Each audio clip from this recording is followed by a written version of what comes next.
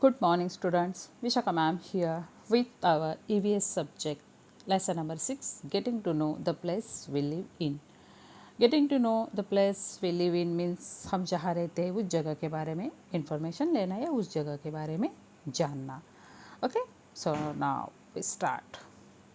Find the names of towns in the word puzzle given below. ये आपको word puzzle दिया है, शब्दों का ये मराठी में बोलते हैं ना शब्द कोड़ा, ऐसे पजल दिया है, इसमें से टाउन का नाम ढूंढना है. ये मैं आपको होमवर्क के लिए देने वाली हूँ, इसलिए ध्यान से देखना, क्योंकि कुछ आंसर मैं इसमें से आपको दे रही हूँ, लेकिन मुझे इसका होमवर्क कंप्लीट करके ही चाहिए. होमवर्क जो कोई नहीं दे रहा है उसका मैं नाम नोटबुक में नोट करके रख रही हूँ.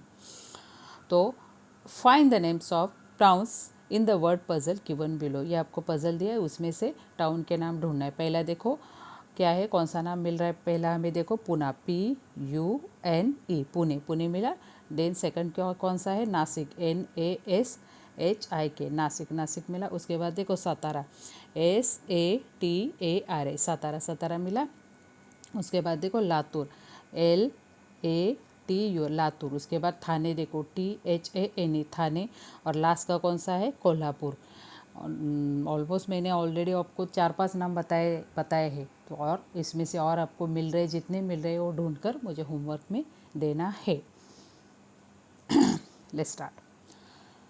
How does a town form.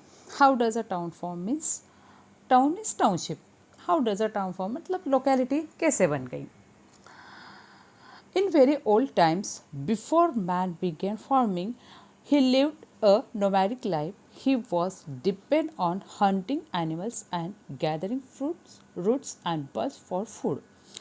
In very old times, पुराने ज़माने में, before man began farming, जब इंसान खेती नहीं करता था, फार्मिंग नहीं करता था, he lived a nomadic life. Nomadic means forest life, जंगल जैसा लाइफ जीता था. उसके लाइफ का कोई मीनिंग नहीं था, मतलब उसको कुछ पता नहीं था, उसको कुछ आइडिया नहीं थी कि उसको कैसे जीना है. He was depend on hunting animals and gathering fruits. वो किसके ऊपर डिपेंड था, एनिमल की शिकार, gathering fruits, roots and bulbs. Bulbs mean bulbs for road. Bulbs means normally ऐसे मिट्टी के अंदर जो कुछ ऐसे रूट्स रहते हैं ना, देखो मार्केट में दिखते, कुछ लोग फास्ट के दिन भी खाते हैं उसको रूट्स बोलते, मराठी में उसको कंदमूला ऐसा कुछ बोलते हैं. तो पुराने ज़माने में ये जो नोमैडिक लाइफ मतलब फॉरेस्ट में रहने वाला ये इंसान था, तो ये चीज़ों पर ही वो डिपेंड था. मतलब कौन सा, हंटिंग एनिमल्स, एनिमल की शिकार, गैदरिंग फ्रूट्स, फ्रूट इकट्ठा करना, roots and bulbs for food.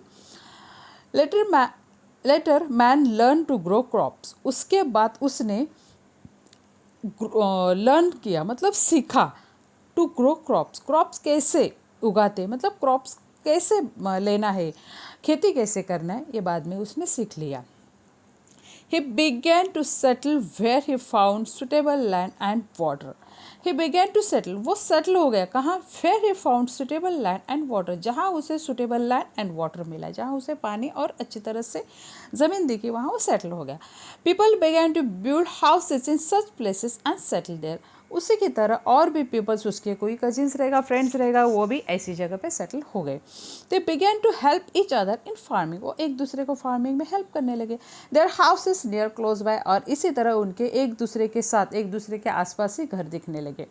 दस सेटलमेंट्स वेयर फाउंड. और इसी तरह सेटलमेंट्स वेयर फाउंड मीन्स इसी तरह एक बस्ती बन गई. सेटलमेंट्स मीन्स एक बस्ती बन गई. The settlements began to grow bigger. और ऐसे फार्मिंग करते करते, एक दूसरे को हेल्प करते करते वो एक दूसरे के साथ रहने लगे. और settlements began to grow. Settlements began to grow bigger. वो बड़े बड़े सेटलमेंट्स में वहाँ ज़्यादा बस्ती, ज़्यादा लोग रहने लगे. Many settlements merge together to form village. Many settlements merge means उसमें, मर्ज मीन्स क्या हुआ, मिक्स, कंबाइन मीन्स कन्वर्ट हो गए.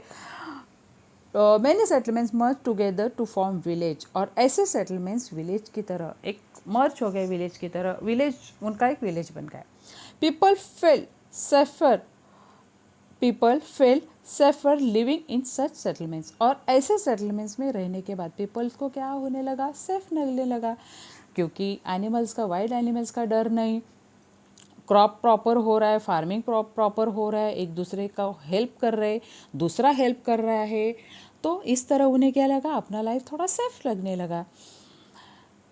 As farming developed, people had to do different kind of work. As farming developed, जैसे ही farming develop हो गया, people had to do different kinds of work. people के पास बहुत सारा काम आने लगा, या बहुत सारा काम उसके पास बहुत सारा people had to do, people के पास बहुत सारा काम ऐसे दिखने लगा कि उसको बहुत सारा काम है। जैसे फार्मिंग उसने डेवलप किया, उसके लिए बहुत सारा काम उधर डेवलप हो गया। One person could not do all the them. One person could not do all of them. और कोई एक इंसान ये सब नहीं कर सकता। So work was divided between the people. और इसी तरह काम हर एक के बीच डिवाइड होने लगा। तो so work was divided between the people. people के बीच ये काम डिवाइड किया गया। कैसे देखो, फॉर एग्जाम्पल, आपको एग्जाम्पल दिया है, making wooden implements, repairing them, weaving cloths, making jewelry and making clay pots, ये वर्क हो गए। Thus there were artisans engaged in different occupations. Occupations means work। और इस तरह हर एक आर्टिशियंस मीन्स हर एक कारागिर एंगेज हो गए, मतलब बिजी हो गया, इन्वॉल्व हो गया अपने अपने ऑक्यूपेशन में, अपने अपने काम में। जैसे ही पीपल्स का सेटलमेंट बढ़ गया, उधर बहुत सारी बस्ती हो गई, हर एक के लिए बहुत सारा काम उधर अवेलेबल होने लगा, और फिर हर एक ने अपना अपना काम बांट लिया, और हर एक के हिसाब से जिसको जो पसंद है, जिसको जो रुचि है, वैसा उसने डिवाइड किया। देखो उस टाइम उन्होंने ऐसे डिवाइडेशन किया, इसलिए अभी के टाइम, नाउ-ए-डेज, अभी के टाइम हम लोग देख रहे हैं ना, फार्मर अलग है, ज्वेलरी शॉप वाला अलग है, ग्रोसरी शॉप वाला अलग है, वेजिटेबल शॉप वाला अलग है, फ्रूट शॉप वाला अलग है। तो ये क्या हो गया, पुराने ज़माने में जो इंसान था, लेकिन पहले वो कैसे रहता था, नोमैडिक लाइफ, मतलब जंगल का लाइफ जीता था, लेकिन उसने थोड़ा थोड़ा अपना ब्रेन पावर यूज़ किया। ब्रेन पावर यूज़ करने के बाद उसने ये डेवलपमेंट किया। तो देखो पुराने ज़माने में तो कुछ भी ऐसे साइंस नहीं था, फिर भी उसने अपना ब्रेन यूज़ करके इतना आगे आ गया। अभी तो साइंस कितना डेवलप है, आपके हाथ में मोबाइल है, आप लैपटॉप चलाते हो, तो आपका ब्रेन कितना चलना चाहिए। तो इसके ऊपर मैं जो भी क्वेश्चन दूंगी, होमवर्क दूंगी, वो आप मुझे फटाफट जल्दी कंप्लीट करके देना है, बराबर, क्योंकि आप तो आजकल के बच्चे हो, आप तो बहुत होशियार हो, ब्रिलियंट हो, right. Now next topic, which are the different employments need for farming. ये जो एम्प्लॉयमेंट्स दिए उसमें से which are the different employments need for farming, farming के लिए कौन कौन से है। सेकंड क्या है, collect information about the Asian and modern farming employments. ऐसे इन्फॉर्मेशन कलेक्ट करो कि जो पुराने ज़माने के कौन से हैं और अभी के ज़माने से कौन से।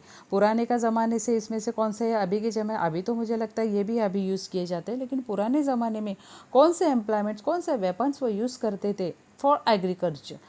तो ये भी इंफॉर्मेशन आपको कलेक्ट करना है।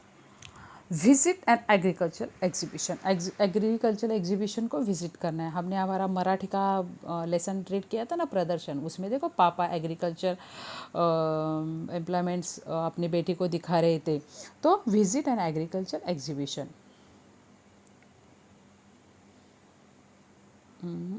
नेक्स्ट पेज देखो, नेक्स्ट पेज पे पूरा हमारा टॉपिक चेंज हो गया, अलग टॉपिक लिया है उन्होंने। टॉपिक क्या है हमारा, देखो okay, which historical buildings, monuments, objects etcetera are seen in your areas. Which historical buildings, monuments, objects etcetera are seen in your area. जिस एरिया में आप रहते हो उस एरिया में विच हिस्टोरिकल बिल्डिंग्स मीन्स कौन से ऐसे इतिहासकालीन, मतलब पुराने ज़माने की बिल्डिंग्स है। मॉन्यूमेंट्स मीन्स किसी की याद में किए बनाए गए ऐसे कुछ प्लेसेस। ऑब्जेक्ट्स कोई चीज़, etcetera are seen in your area, आप जिस एरिया में रहते हो उस एरिया में ऐसा कुछ है क्या, बिल्डिंग्स है क्या, मॉन्यूमेंट्स है या ऑब्जेक्ट्स है क्या, बताओ मुझे। अगर है तो मुझे मेरे व्हाट्सएप पे बताओ, हाँ मैम है। अ विलेज, टाउन और city has buildings such as temple, caves, mosques, church, memorials, forts, museums, etc. A village, town और city has building, इसमें ये सब होता है, वो विलेज हो टाउन हो उसमें से ये सब होता है। A place becomes known by this building, और उस बिल्डिंग की वजह से वो प्लेस को जाना जाता है। वो प्लेस में कुछ तो खासियत रहेगी, कुछ तो खास रहेगा जिसकी वजह से वो विलेज को जाना जाता है। सपोज आपके विलेज में अच्छा सा शंकर भगवान जी का मंदिर रहेगा, तो वो मंदिर की वजह से आपका विलेज जाना जाता होगा। और किसी आपका सिटी में कुछ अच्छा सा चर्च रहेगा, अच्छा सा मस्जिद रहेगा, उसकी वजह से वो चर्च जाना जाता होगा। या बड़ा सा फेयर होता होगा, फेयर मीन्स पता है ना आपको, ऐसे कुछ तो चीज़ कुछ तो है, वो चाहे बिल्डिंग हो या थिंग हो या ऑब्जेक्ट हो, कोई वस्तु हो, बिल्डिंग हो, जिसकी वजह से आप जिस एरिया में रहते हो वो एरिया फेमस है। They tell us about the richness of the places, वो हमारे प्लेसेस की रिचनेस बताती है। देखो ताजमहल हमारा है ना, तो ताजमहल क्या होता है, हमारा रिचनेस पता है। ताजमहल से पता चलता है कि हम लोग कितने रिच है। They help us to understand our history, और रिचनेस तो बताता है, और इसके साथ साथ वो किसके लिए हेल्प करता है, टू अंडरस्टैंड आवर हिस्ट्री, मतलब हमारी हिस्ट्री जानने के लिए उसकी हेल्प होती है। This buildings are our treasures, this building are our treasures means क्या है, वैल्यूएबल्स है, ये हमारा खजाना है, इसका हमें क्या करना है, दे मस्ट बी प्रोटेक्टेड, उसका हमें प्रोटेक्ट करना है, उसका हमें रक्षण करना है। To protect them is our responsibility, और इसी तरह इसको प्रोटेक्ट करना, इसकी देखभाल करना, ये हमारी क्या है, रिस्पॉन्सिबिलिटी है। A place may also become famous because of religious place, fair or port. वही सेंटेंस है, अ प्लेस में भी ऑल्सो बिकम फेमस, कुछ जगह उसके लिए फेमस होते, किसके लिए, ऑफ रिलीजियस प्लेस, फेयर और फोर्ट, किसी धार्मिक स्थल, किसी फोर्ट की वजह से भी कुछ प्लेसेस फेमस होते हैं। फॉर एग्जाम्पल आपको दिया है, Raigarh district is known for the Raigarh port. देखो रायगढ़ पोर्ट है, रायगढ़ पोर्ट पता है ना, महाड़ के आसपास है, महाड़ के साइड में है, तो ये रायगढ़ फोर्ट की वजह से रायगढ़ डिस्ट्रिक्ट क्या है, फेमस है। Now next, try this.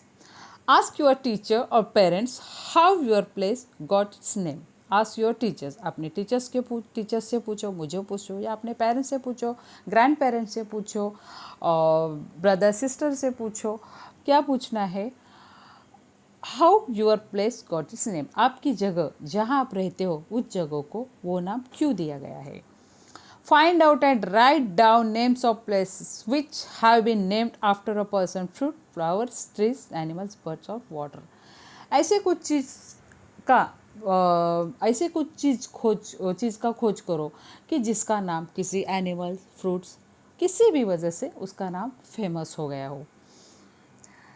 Each town has names, similarity, roads, squares and alleys also have names. Find out how they got these names. मतलब इसका मीनिंग इतना ही है कि ऐसी कोई चीज़ की वजह से कोई एरिया या जहाँ आप रह रहे हो ऐसा एरिया फेमस है, ये एरिया का इंफॉर्मेशन आप निकालो। डू यू नो, क्या आपको पता है क्या। While returning from Surat, Chhatrapati Shivaji Maharaj stopped near Talegaon, Dindori in Nasik district. While returning from Surat, सूरत से रिटर्न आते वक्त छत्रपति शिवाजी महाराज स्टॉप नियर तलेगांव डिंडोरी इन नासिक डिस्ट्रिक्ट। नासिक डिस्ट्रिक्ट में तलेगांव करके कोई गांव है, वहाँ वो रुक गए थे। He had set up his army camp और तल, there gives the place the name Talegaon. और उन्होंने वहाँ क्या किया, उनकी जो आर्मी थी, उनको जो सैनिक थी, उनका तल बनाया, मतलब उधर उन्होंने तल बोलते हैं ना, तल ठोक के रह गए, वैसे वो रह गए, और इसकी वजह से वहाँ का नाम क्या हो गया, Talegaon. Damangaon part in Ahmednagar district was so named because formerly there was an abundance of daman trees there. Damangaon part in Ahmednagar district was name because formerly, इसका नाम दमनगांव क्यों बना है, there was abounds of daman trees there. तो अबाउंड मीन्स बहुत उधर वो trees थे, इसके लिए उसका नाम दमनगांव बन गया। There is a village called अस्थितोतर जॉयची। There is a village called अस्थितोतर जॉयची in Partur taluka of Jalna district. ये गांव का नाम है, शहर का नाम है, शायद जालना डिस्ट्रिक्ट में है। फाइन फाइन धोतर जोड़ीज of excellent quality were made there. Fine dhotar जोड़ीज, वहाँ धोतर जोड़ी मिलती है कैसी, excellent quality were made there, धोतर जोड़ी की बहुत बड़ी अच्छे क्वालिटी की धोतर जोड़ी वहाँ बनती है। This give the village it's name, और इसकी वजह से वो विलेज को नाम दिया गया है। तो students, we stop here, our remaining topic we will take in our next lecture. तब तक के लिए stay home, eat healthy and work from home. Bye bye.